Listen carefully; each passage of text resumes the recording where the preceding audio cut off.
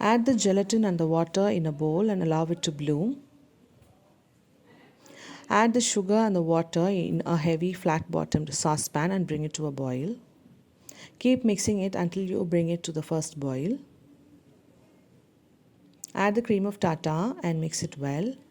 And hold the kitchen thermometer and wait until you see it reach 240°F.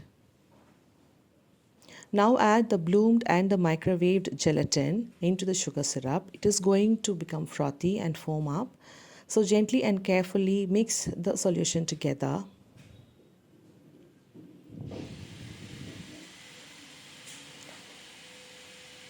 Now add the solution really very hot into the bowl of your stand mixer and use your wire whisk to continue beating for about 10 to 15 minutes. The solution will thicken up and become the marshmallow, and you start seeing the web-like texture from the inside edge of the bowl. Continue to beat until you have a really glossy and shiny marshmallow that doesn't fall back into the bowl once the beater blade is lifted. Now transfer this marshmallow into a baking tray lined with parchment paper coated with shortening and allow it to rest overnight.